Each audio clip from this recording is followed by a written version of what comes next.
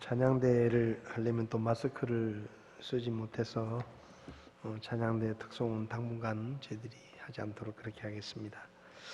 이 시간 하나님의 말씀을 함께 보시겠습니다. 우리 자리에서 일어나셔서 요한계시록 22장 10절부터 12절까지 말씀을 같이 보시겠습니다.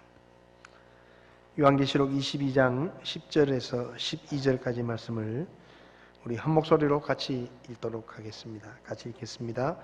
또 그가 내게 이르되 이 책의 대언의 말씀들을 봉인하지 말라. 때가 가까우니라. 불의한 자는 그대로 불의하게 두고 더러운 자는 그대로 더럽게 두며 의로운 자는 그대로 의롭게 두고 거룩한 자는 그대로 거룩하게 둘지니라. 보라, 내가 속히 오리니 내가 줄 보상이 내게 있어 각 사람에게 그의 행위에 따라 주리라. 아멘. 서신자를 잠깐 기도하겠습니다.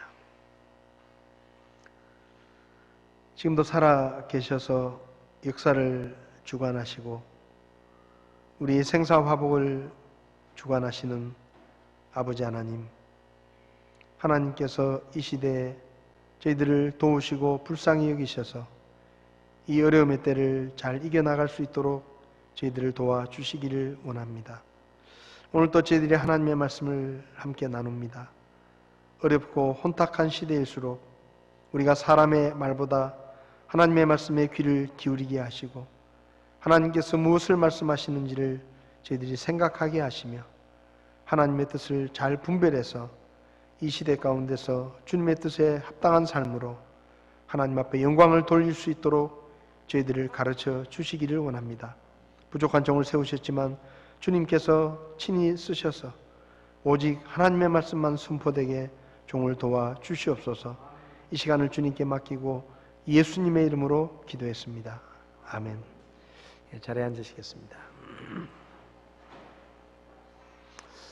코로나19 사태로 교회 모여서 예배를 드리지 못한 지 2달 정도가 지나서 이렇게 다시 교회 모여 예배를 드릴 수 있어서 하나님 앞에 감사를 드립니다.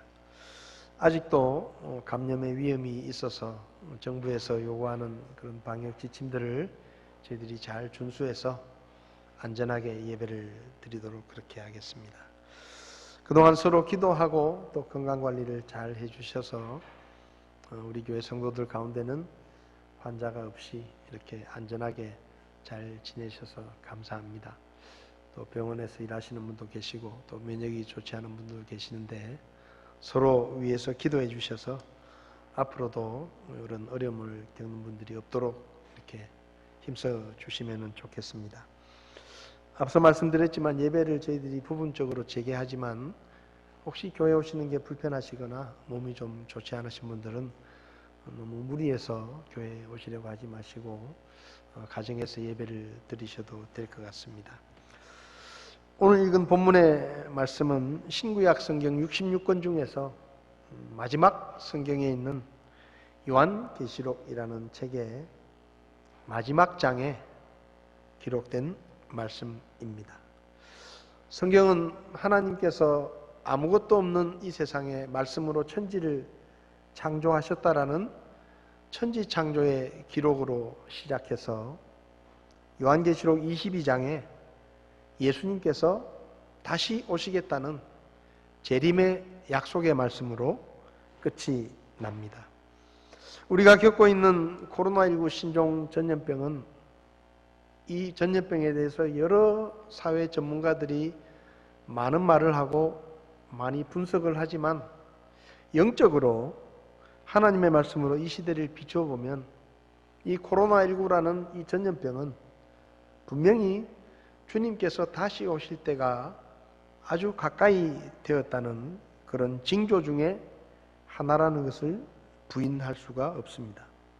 마태복음 24장을 보면 예수님께서 제자들과 대화를 나누실 때 제자들이 묻습니다.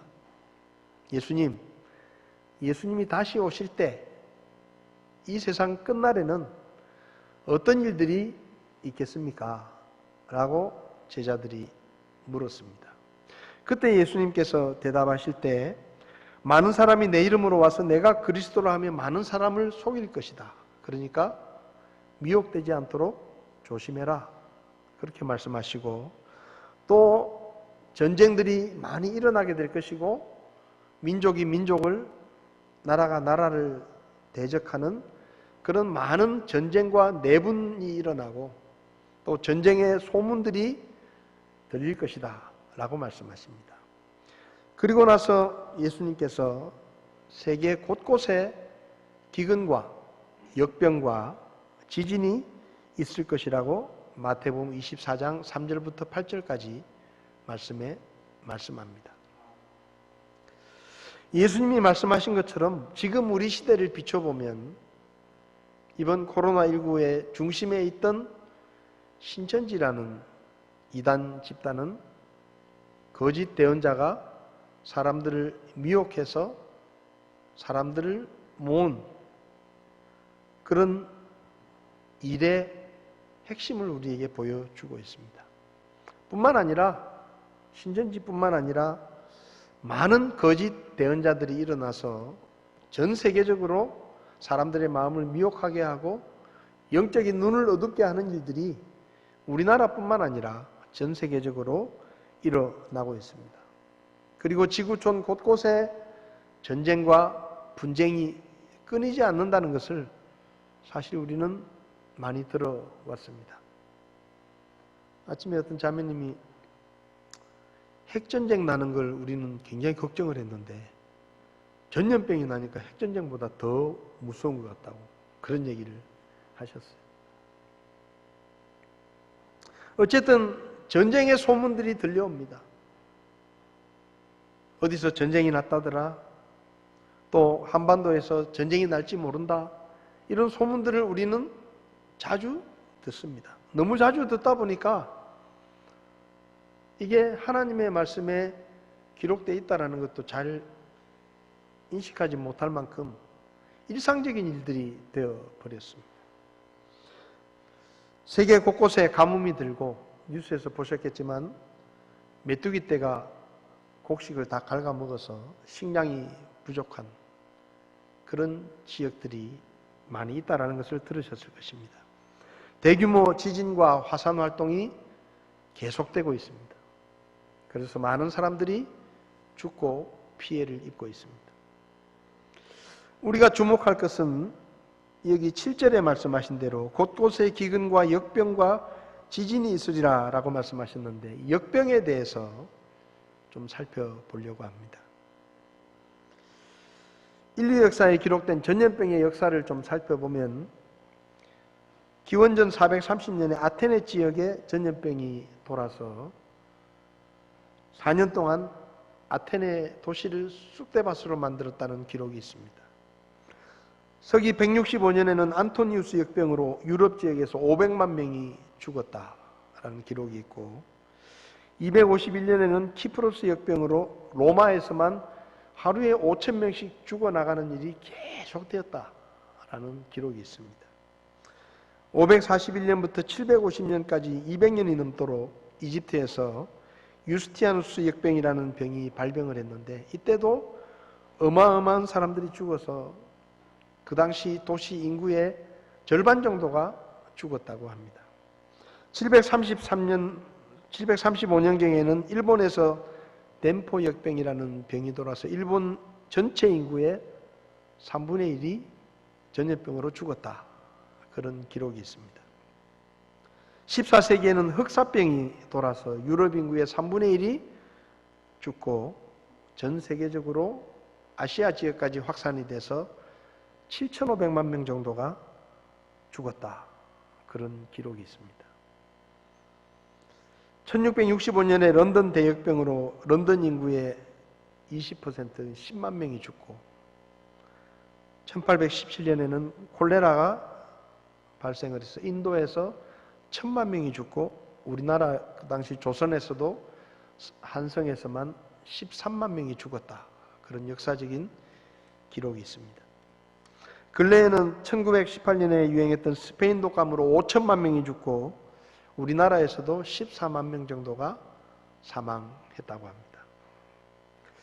1956년에 중국에서 아시아 독감이 발생해서 200만 명이 죽고 68년에는 홍콩 독감이 발생을 해서 100만 명 이상이 죽었습니다.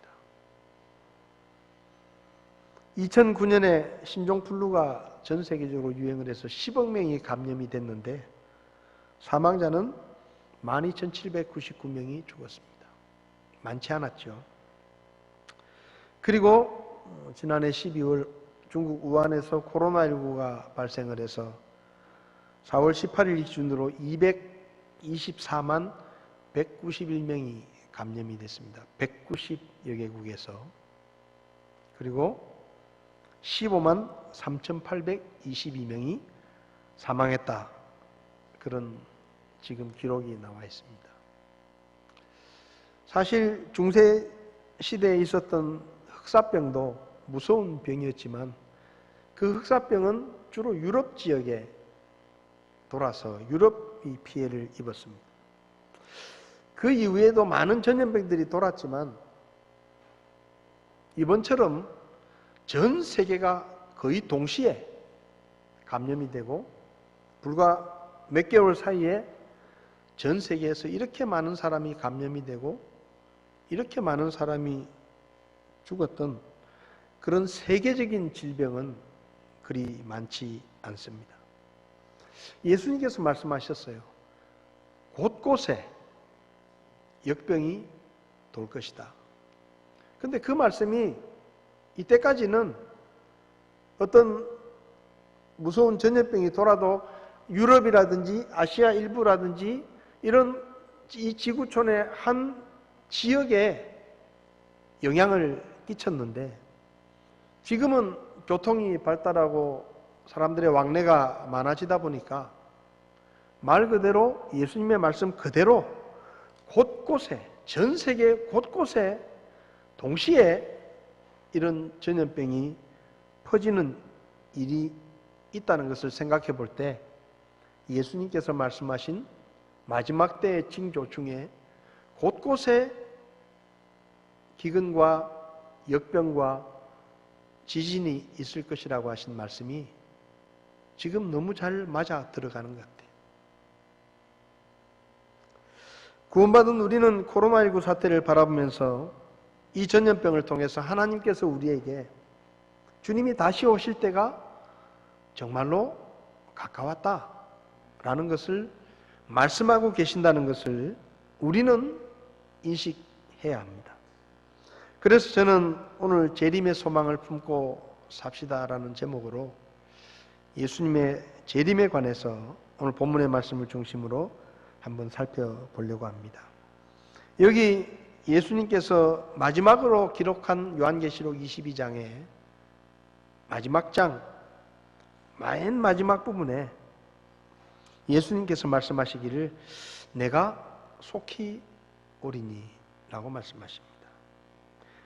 오늘 본문의 말씀은 우리에게 예수님이 다시 오실 때가 정말로 가까웠다라는 것을 우리에게 말씀하고 있습니다.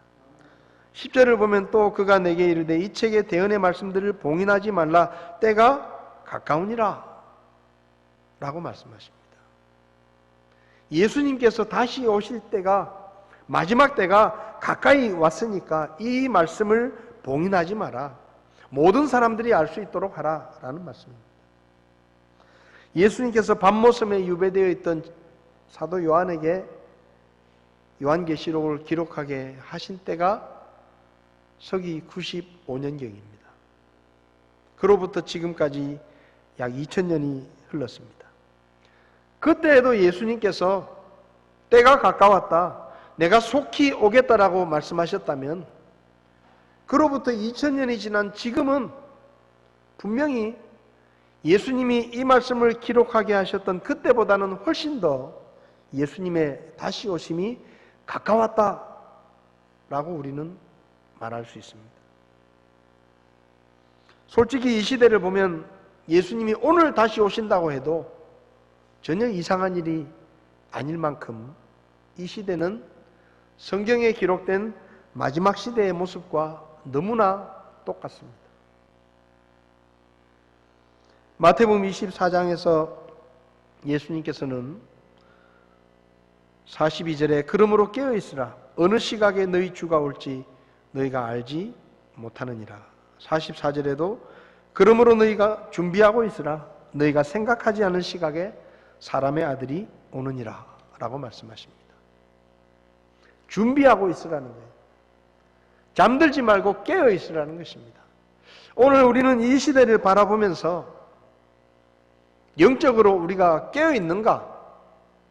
정말로 주님의 다시 오심이 가까웠다는 것을 우리가 생각하면서 하루하루의 삶을 살고 있는지를 심각하게 생각해 보아야 합니다. 지금 우리가 살고 있는 이 시대가 마지막 시대라고 주님이 말씀하시고, 요한계시록 22장에서는 12절에도 보라 내가 속히 오리니 내가 줄 보상이 내게 있어 각 사람에게 그의 행위에 따라 주리라 말씀하시고, 20절에도 이것들을 증언하시는 분께서 이르시되 내가 반드시 속히 오리라 라고 두 번씩이나 마지막 성경 마지막 장에서 반복해서 말씀하십니다. 예수님이 다시 오실 때가 가까이 왔다. 사실 예수님이 재림하실 때가 가까이 왔다라는 말은 굉장히 조심스러운 말입니다. 특히 우리나라에서는 이런 얘기를 하면 당장 이단이라 그래요. 시한부 종말론이 하도 많아가지고 예수님이 1967년도에 오신다, 92년도에 오신다, 수많은 사람들이 그렇게 주장을 하다가 사회적인 문제를 일으키고 또 그 말이 맞지 않아서 거짓말이 돼가지고 지금은 사람들에게 예수님이 다시 오실 때가 가까이 왔으니까 예수 믿으십시오라고 말하면 이상한 눈으로 쳐다봅니다.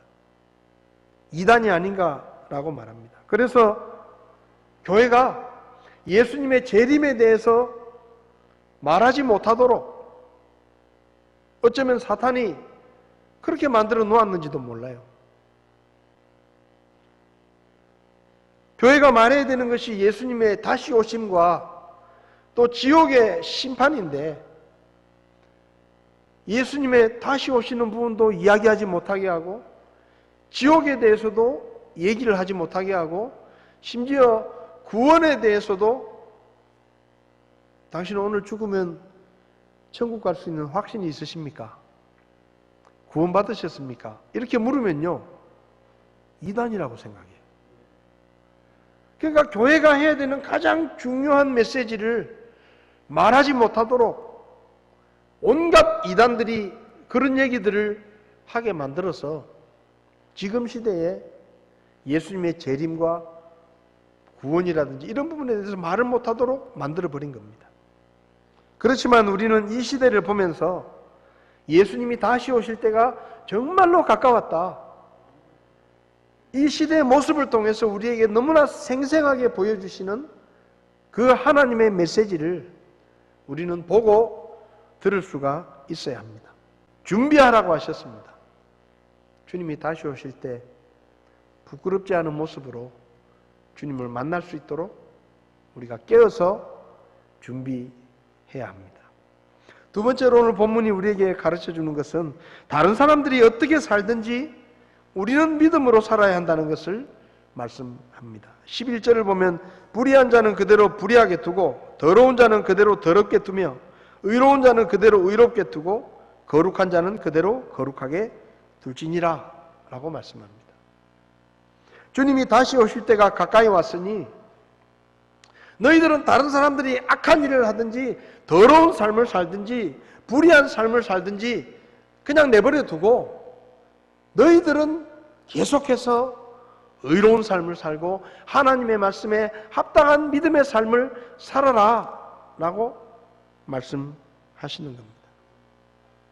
주님이 다시 오실 때가 가까워질수록 세상은 더 악해지고 세상은 더 오히려 불법을 행하는 사람들이 더 잘 되는 것처럼 보이고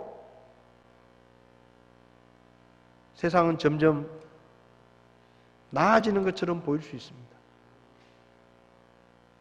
불의한 자들이 더 힘을 얻고 부도덕을 행하는 사람들이 더 많은 이익을 얻고 더 잘 먹고 잘 살고 그래서 어쩌면 우리도 흔들릴 수가 있어요. 우리도 이렇게 고지식하게 믿음으로 사는 것보다 좀 타협하고 세상과 타협해가지고 좀 잘 먹고 잘 살고 그렇게 하면 안 되겠나? 이런 유혹이 우리에게 생길 수도 있습니다. 그런데 예수님께서 말씀하십니다. 마지막 때가 되면 너희들이 고통당하고 힘든 길을 걷고 믿음의 핍박을 받고 오히려 부도덕을 행하는 사람들이 더 잘 되는 것 같고 많은 사람들이 그렇게 한다 할지라도 너희들만큼이라도 의로운 자로서 의로운 삶을 살고 하나님의 백성답게 거룩한 삶을 살라고 성경은 말씀하는 것입니다. 마태복음 24장 9절부터 13절을 보면 마지막 때의 모습을 말씀하시는데 그 마지막 때의 특징 중에 하나가 뭔가 하면 예수 믿는 사람들, 올바른 믿음을 가진 사람들이 점점 어려움을 당하고 세상은 점점 불의해지고 부도덕해지고 무법천지가 되고 많은 사람들이 믿음에서 떠나고 변질되는 교회들이 더 늘어나고 올바른 믿음을 가진 교회와 성도들은 점점점 어려움을 당하게 될 것이다 라고 말씀합니다. 디모데후서 3장에서도 예수님의 재림이 가까운 마지막 때의 모습을 그렇게 표현합니다.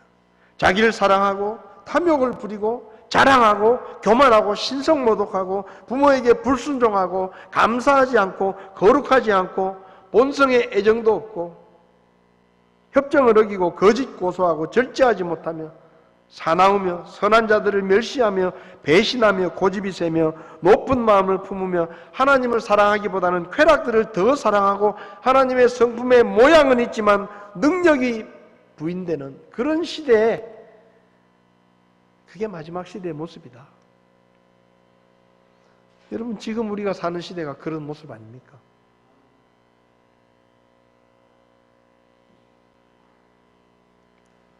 선거가 끝났습니다. 선거할 때가 되면요 얼마나 고발이 많은지 모릅니다. 고소 고발을 밥 먹듯이 합니다. 그냥 재미로 하는 것 같아요. 재미로. 일반인들 사이에서도 별것도 아닌 일 가지고 무조건 고소해요. 경찰서 가서 조사 안 받고 사는 사람이 거의 없을 만큼 아니면 그만이에요. 고발해가지고 아니면 그만이에요.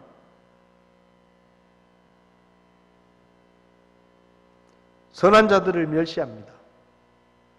올바른 믿음을 가지고 사는 사람들을 멸시합니다. 큰 교회, 세상과 타협하는 교회, 그런 교회들을 좋아합니다. 사람들에게 맞춰주는 교회를 좋아합니다. 그게 잘하는 것이라고 말합니다.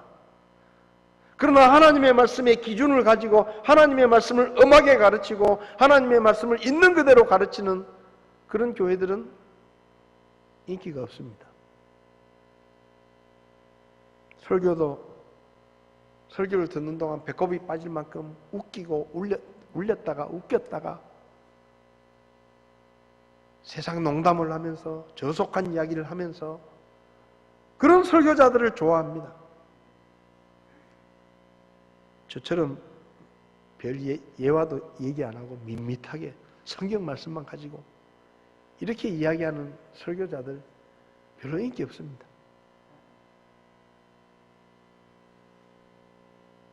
그런 시대를 지금 우리가 삽니다. 사도 바울은 로마서 12장에서 말합니다. 너희는 이 세상에 동화되지 마라. 이 세상을 본받지 마라.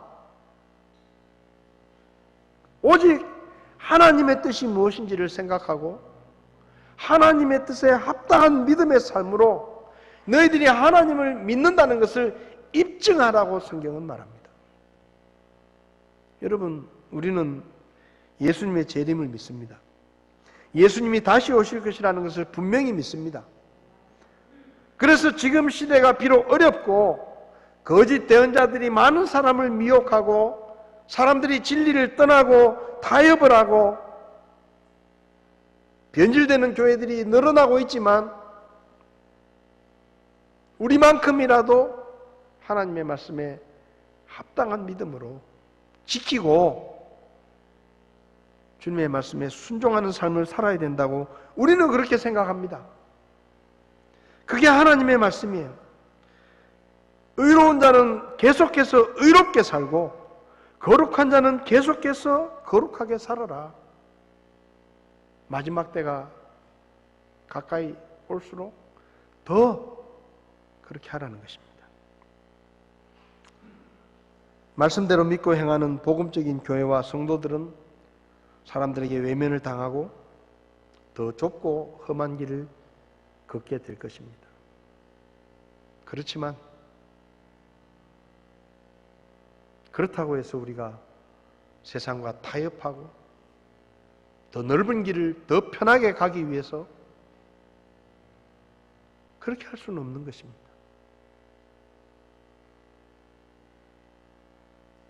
비록 우리가 소수일지라도 우리는 주님의 말씀에 합당한 믿음의 삶으로 다시 오시는 그 주님을 만날 때 부끄럽지 않도록 성도의 합당한 삶으로 하나님 앞에 영광을 돌리는 삶을 살아야 합니다. 사람들이 어떻게 하든지, 다른 교회가 어떻게 하든지, 다른 사람들이 어떻게 하든지 우리는 그런 것에 관심을 둘 이유가 없습니다. 하나님께서 우리에게 무엇이라고 말씀하시느냐, 구원받은 내가 어떻게 사는 것이 성도의 합당한 삶이냐 하는 것이 우리의 관심이고, 우리는 하나님의 말씀에 따라 살아가는 것입니다. 마지막으로 본문이 우리에게 가르치는 말씀은 주님이 다시 오시면 우리에게 상으로 갚아 주신다는 것입니다. 12절에 보라 내가 속히 오리니 내가 줄 보상이 내게 있어 각 사람에게 그의 행위에 따라 주리라 라고 말씀하십니다. 예수님이 속히 오시는데 뭐라고 말씀하시는가 하면 너희에게 줄 상이 있다 라고 말씀하십니다. 물론 영원히 멸망당할 죄인이었던 우리가 하나님의 은혜로 구원을 받고 지옥의 형벌에서 벗어났기 때문에 그것만 해도 우리는 백골난망입니다. 그래서 우리는 하나님 앞에 상을 달라고 요구할 아무런 자격이 없어요. 근데 오늘 본문을 보면 예수님께서 먼저 우리에게 상을 주시겠다라고 말씀하십니다.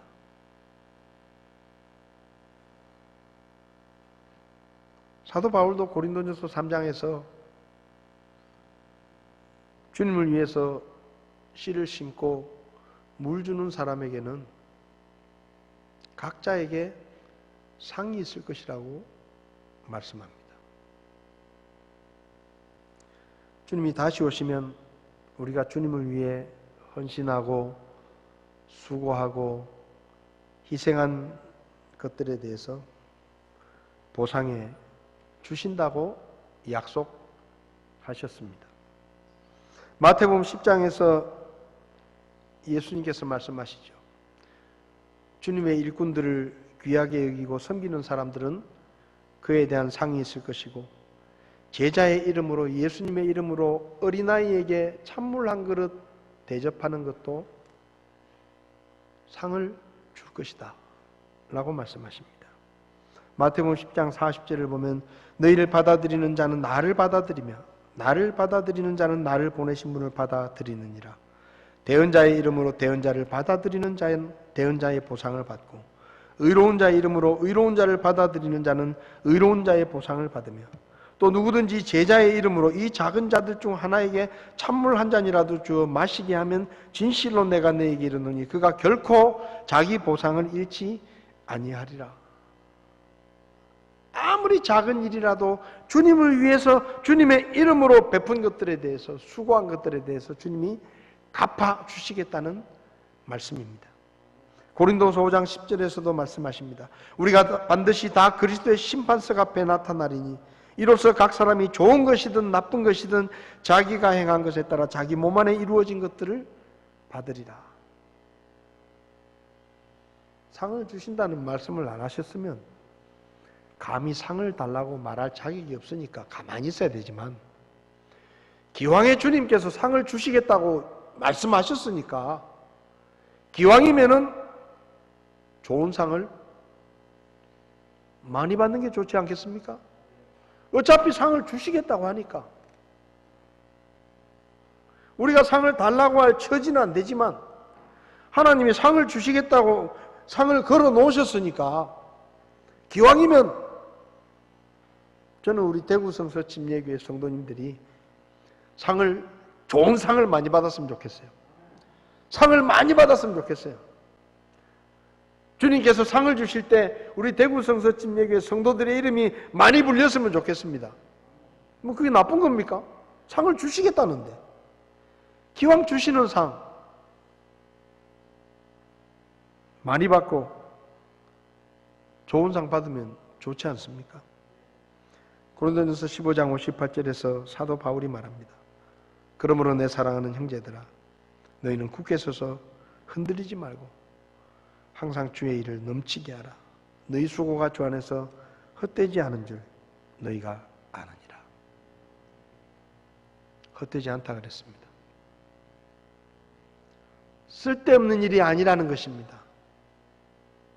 지금은 사람들이 말합니다. 아유, 요즘 같은 때 무슨 교회 모여서 예배를 드린다고, 먹고 살기도 힘든데 무슨 헌금을 한다고, 살기도 바빠 죽겠는데 뭐 교회 가서 피곤하게 쉬는 날 교회 가서 일하고 섬기고, 그걸 왜 하냐? 이해 못하죠. 누가 이해하겠어요? 믿음이 없는데. 근데 우리는 이 말씀 때문에 그런 일들을 가치 있게 여기는 것입니다. 우리 수고가 헛되지 않다. 우리가 주님을 위해 헌신하는 것들을 주님이 기억하신다. 솔직히 코로나19 사태가 일어나고 세상이 이렇게 불과 몇 개월 사이에 어마어마한 변화들이 일어나고 엄청난 고통을 받습니다. 다 힘들어요. 뭐 어떤 때는 힘든 사람들이 있고 또 덜 힘든 사람들이 있었는데 지금은 이게 다 힘들어요. 어린애부터 시작해서 노인들까지 다 힘듭니다. 누구 하나 편하다는 사람이 없어요. 이러니까 무슨 생각이 드는가 하면요, 옛날에 초대교회 성도들처럼 그런 생각이 들어요. 이 험한 세상 이렇게 먹고 사는 게 힘들고 고통스러운데 예수님이 빨리 오셨으면 좋겠다. 빨리 오셨으면 좋겠다. 이 세상 꼴보기도 싫다. 이놈의 세상 빨리 끝나고 예수님이 다시 오셨으면 좋겠다.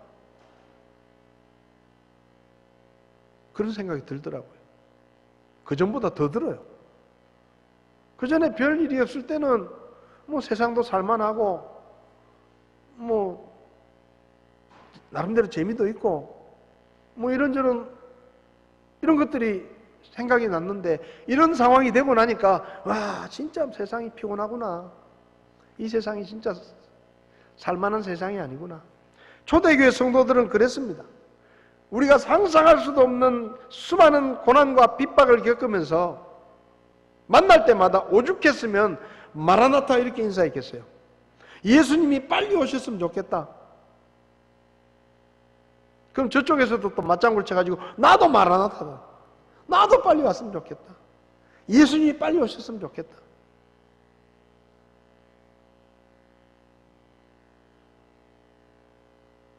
우리가 서로 만날 때마다 이런 심정으로 인사를 해야 됩니다. 정말 주님이 빨리 오셨으면 좋겠다.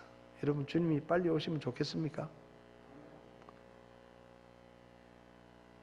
아파트 당첨됐는데 살아보고 가야지. 결혼식 날짜 잡아놨는데 이놈의 코로나 때문에 결혼식도 못했는데 장가는 가보고 가야지. 땅을 사놨는데 지금 이 땅 쌀 때 사가지고 나중에 땅값이 오르면 돈 좀 벌 텐데 그거 좀 써보고 가야지. 그런 마음이 있으면 마라나타라는 인사가 안 나와요. 근데 이 세상이 정말 소망이 없고 썩어 없어질 거구나. 내가 마음을 둘 게 아니구나. 그런 생각을 갖고 있으면 절로 마라나타라는 인사가 나오게 될 것입니다. 저와 여러분들이 주님이 다시 오실 때가 가까웠다는 것을 기억하며 주님이 다시 오실 때 부끄럽지 않은 모습으로 주님을 만날 수 있도록 준비하고 주님이 갚아주실 상급을 바라보며 어렵고 힘들지만 이 어려움의 때에도 기쁨으로 주님을 섬기고 주님을 위해 기꺼이 수고하는 저와 여러분들이 될 수 있기를 바랍니다. 이 어려운 시대에 오히려 주님의 재림이 우리의 더 큰 소망이 되었으면 좋겠습니다. 다 눈을 감으시겠습니다.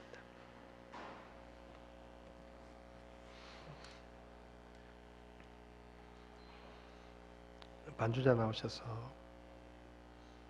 마라나타 찬송 악보를 좀 준비해 주시면 좋겠습니다. 마라나타 찬송을 우리가 많이 불렀었죠. 마라나타 주 예수여 어서 오시옵소서. 땅의 모든 끝 모든 족속 주를 찬송하게 하소서. 마라나타 주 예수여 어서 오시옵소서. 모든 열방이 주께 돌아와 춤추며 경배하게 하소서. 우리 주님 다시 오실 길을 만들자. 여러분, 주님 다시 오실 때가 정말로 가까웠습니다. 그 어느 때보다 지금 더 가까웠습니다. 주님 맞을 준비를 하고 계십니까? 혹시 여러분 중에 목사님, 저는 아직 구원받지 못했습니다. 저는 아직 예수님을 믿지 않습니다. 오늘 제가 제 삶이 끝나면 천국 갈 자신이 없습니다. 혹시 그런 분이 계시면 예수님을 믿으셔야 합니다. 구원을 받으셔야 합니다. 그것이 주님의 재림을 준비하는 준비입니다. 그리고 구원받은 성도 여러분, 주님 맞을 준비를 하면서 하십니까?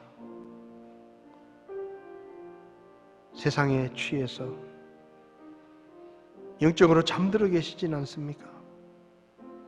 이 코로나19 사태를 바라보면서 우리에게 이 마라나타의 신앙이 다시 회복되었으면 좋겠습니다. 주님 속히 오십시오. 세상이 소망을 줄 수 없습니다. 다시 오실 주님이 우리의 소망입니다. 주님 앞에 고백할 수 있는 재림을 준비하는 그런 우리가 되었으면 좋겠습니다. 우리 이 시간 자리에서 일어나셔서 우리 이 찬송 부르실 때 다시 오실 주님을 맞을 준비를 하는 그런 마음으로 내가 이 세상에 마음을 두지 않고 다시 오실 주님에게 소망을 두고 살겠습니다. 그런 마음으로 이 찬송을 함께 주님 앞에 드리시겠습니다.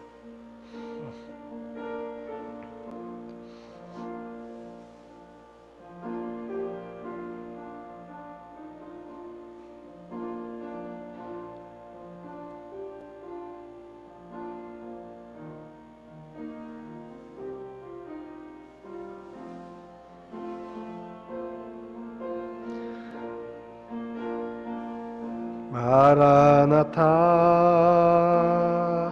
주 예수여 어서 오시옵소서.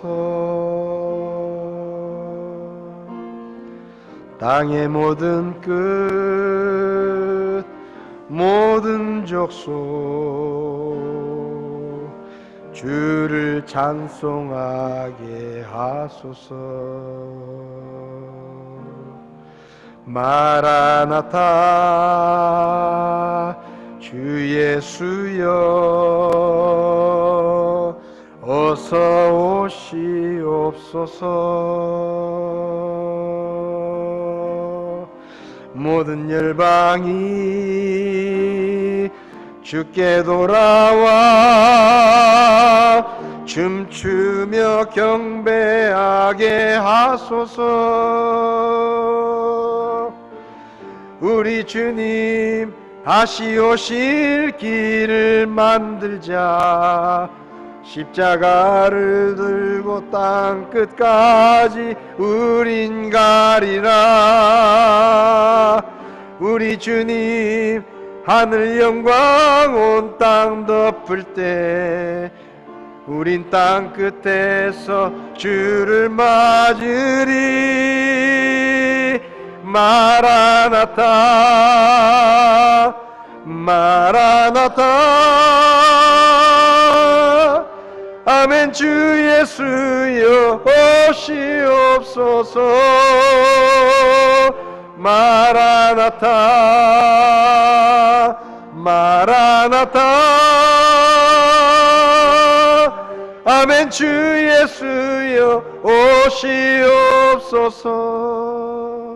다 눈을 감고 다시 한번 주님의 다시 오심을 생각하며, 오 하나님, 제가 세상에 취해 살지 않게 해주십시오. 이 세상에 소망을 두지 않게 해주십시오. 다시 오실 주님만이 저의 소망이십니다. 주님의 다시 오심을 기대하며 이 어려움의 때를 믿음으로 견디며 영적으로 깨어있어서 주님이 기뻐하시는 의로운 삶으로, 거룩한 삶으로, 말씀에 순종하는 삶으로 하나님을 기쁘시게 할 수 있는 우리 교회가 되게, 우리가 될 수 있도록 주님 도와주십시오. 그렇게 기도하시길 바랍니다.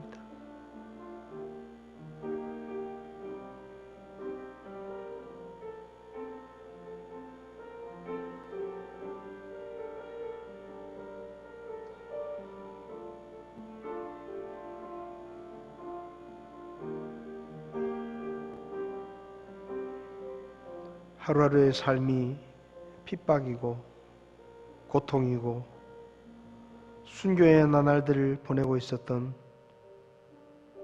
아시아의 7교회를 향해 주님께서 내가 속히 오리라, 내가 속히 가서 너에게 보상해 주겠다고 약속하신 말씀을 저희들이 나누었습니다. 오 하나님, 지금 세상이 어렵고 우리가 믿음을 가지고 살아가기가 힘든 시대지만 주님이 다시 오신다는 그 소망의 말씀이 우리에게도 소망이 되게 하시고, 초대교회 성도들이 마라나타의 인사를 나누었던 것처럼 이 시대를 살아가는 우리들도 마라나타의 인사를 나누며 다시 오실 주님만이 우리의 소망이라는 것을 서로 고백할 수 있도록 저희를 도와 주시옵소서. 이 마지막 시대 썩어 없어질 세상에 우리의 마음을 두지 않게 하시고 영원한 하나님의 나라의 소망을 두고 우리가 이 어려움의 때를 믿음으로 견디며 성도의 합당한 삶으로 주님 앞에 영광을 돌리며 살아갈 수 있도록 저희를 도와 주시옵소서. 다시 오실 주님을 기다립니다. 다시 오실 주님을 기대합니다. 주님 다시 오실 때 부끄럽지 않은 모습으로 주님을 맞이할 수 있도록 저희들을 도와 주시옵소서. 예수님의 이름으로 기도했습니다. 아멘. 예배를 마치겠습니다.